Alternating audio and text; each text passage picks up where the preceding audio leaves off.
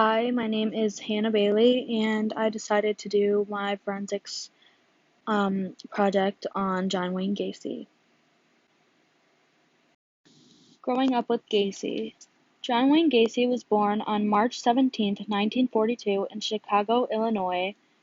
He was the child of John Stanley Gacy and Marion Elaine Robinson. Growing up, John had a pretty standardized childhood. He grew up with both of his parents and two of his sisters. He grew up with many health issues which caused him to be an overweight child and got bullied a lot in school, and he was unable to play sports or anything like that, any physical activity. John's father was very abusive to him, his sisters, and his mother, and his mother really loved John and tried to shield him most of the time. His dad really just had a hate for John for no reason. He always found a way to beat him or hit him in any way. Growing up, John developed a lot of trauma besides his father being very abusive to him. He was also molested by a family friend when he was 9 in the back of a pickup truck. Gacy's adult life. When he was 18, he began getting into politics and worked as an assistant as a precinct captain for a Democratic Party. And then after graduating high school, Gacy attended Northwestern Business College, where he graduated from in 1963. After graduating college, he got a job as a management trainee in the Nunn Bush Shoe Company. Shortly after getting that position, he got married to Marilyn Myers in 1964, who he had 2 kids with, Christine and Michael. He ended up divorcing her in 1969, and he ended up remarrying to Carol Hoff in 1972. The story behind the Killer Clown. Many people know Gacy as the Killer Clown. Even though he didn't kill in any of his clown costumes, that is still a stereotype that many people link him to. Gacy would dress up as a clown, known as Pogo the Clown or Patch as a Clown. He was part of the Jolly Joker Clown Club, where he would perform for parties, charity events, and even for little kids at children's hospitals. Gacy's first murder. About Gacy's first murder and how it got out of control very fast. Gacy's first known murder was occurred on January 2nd, 1972. It was the murder of Timothy Jack McCoy. He lured the 16-year-old boy into his car while Timothy was waiting for a bus at the Chicago's Greyhound bus terminal. Gacy took Timothy sightseeing of Chicago and then drove home. He promised Timothy that he would let him spend the night and then bring him home the next morning. But the promise of bringing him home in the morning was not fulfilled. Gacy claimed that he woke up early in the morning to find McCoy standing in his bedroom doorway with a kitchen knife in his hand. Gacy then said he jumped from his bed, and McCoy raised both arms in a gesture of surrender. Tilting the knife upwards and accidentally cutting Gacy's forearm, Gacy twisted the knife from McCoy's wrist, banged his head against the bedroom wall, kicked him against his wardrobe, and walked towards him. McCoy then kicked Gacy in his stomach, doubling him over. Gacy then grabbed McCoy, wrestled him onto the floor, and stabbed him repeatedly in the chest and strangled him. Gacy then buried McCoy in his crawl space and later covered his grave with a layer of concrete. In an interview several years after his arrest, Gacy said that immediately after killing McCoy, he felt totally drained, yet noted that he stabbed McCoy and listened to the gurgulations and gasping for air that he had experienced the mind-numbing orgasm.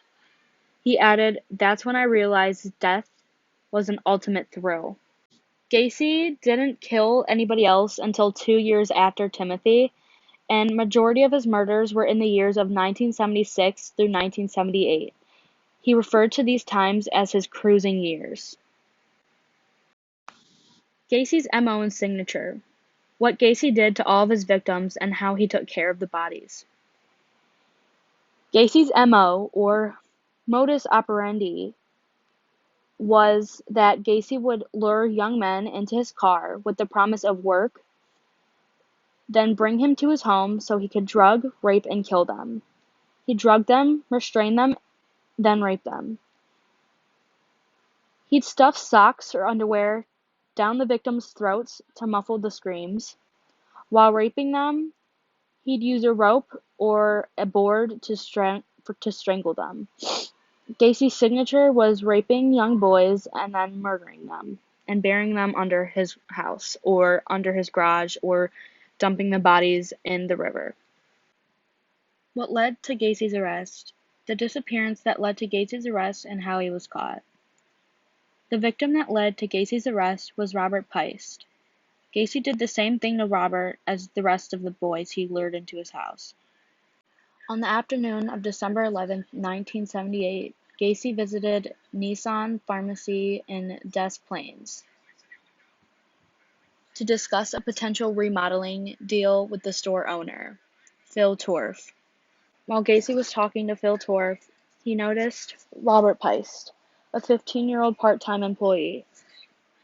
Gacy mentioned that he often hired teenage boys and a starting wage of $5 per hour, almost double the pay Peist earned at the pharmacy. Shortly after Gacy left the pharmacy, Robert's mother stopped by to bring him home from work. When Robert asked his mother to wait, saying, "Some contractor wants to talk to me about a job," he left the store at 9 p.m., promising his mother to return shortly.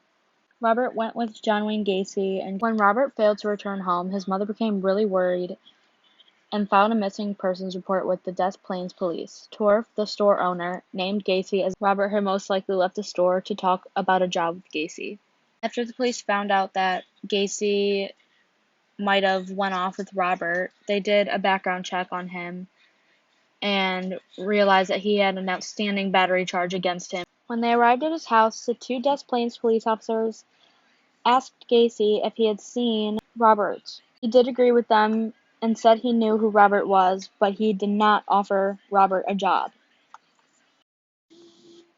Gacy said he was unable to go to the station right away because his uncle had just died, but he promised he would go back to the station later that evening.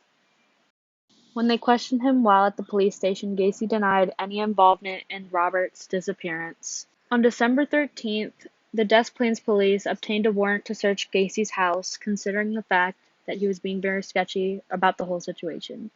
When they entered Gacy's home, there were several suspicious items, including several police badges, a 6mm Beretta starter pistol inside an office drawer, and a syringe and a hypodermic needle inside a cabinet in Gacy's bathroom. And several driver's licenses were found in the northwest bedroom. Finally, on the evening of December 20th, Gacy drove to his lawyer's office in Park Ridge to attend a scheduled meeting. On December 22nd, in the presence of his lawyers, Gacy provided a formal statement in which he confessed to murdering approximately 30 young males. He said he buried most of his victims in his crawl space, and he disposed of 5 other bodies in the Des Plaines River. After Gacy admitted to killing over 30 people and burying most of them under his crawl space, detectives decided to go and check it out and start digging up the ground. The fate of John Wayne Gacy. The trial of the murders John Wayne Gacy committed and his fate. Gacy was brought to trial on February 6, 1980, charged with 33 murders. Gacy attempted to convince the doctors that he suffered from a multiple personality disorder. Gacy's lawyers told Gacy to plead not guilty by the reason of insanity to the charges against him. Presenting Gacy as a Jekyll and Hyde character, the defense produced several psychiatric experts who examined Gacy. 3 psychiatric experts at Gacy's trial testified they found him to be a paranoid schizophrenic with a multiple personality disorder. The prosecutors presented the case and said that Gacy was fully sane and in control of his actions and knew what he was doing. So after weeks and weeks of the court case being opened, on March 11th, the final arguments by both prosecution and defense attorneys began, and the arguments concluded the following day. After that, Gacy was sentenced to death for each murder committed, and his execution date was set for June 2nd, 1980. On being sentenced, Gacy was transferred to the Menard Correctional Center, where he remained incarcerated on death row for 14 years. On the morning of May 9, 1994, Gacy was transferred to the Menard Correctional Center to the Stateville Correctional Center in Crest Hill to be executed. That afternoon, he was allowed a private picnic on the prison grounds with his family. For his last meal, Gacy ordered a bucket of KFC, a dozen fried shrimp, French fries, a pound of strawberries, and a Diet Coke. The entire procedure took 18 minutes. His final spoken words to be reported were, "Kiss my ass." And for Gacy's psychological profile, I did a white male with straight light brown hair and blue eyes, approximately 230 pounds, 5 feet 10 inches, round face and facial hair, wide nose, thin wide lips, approximately in his 40s, and he's suspected for being responsible for the disappearance of approximately over 30 men between the ages of 14 through 24.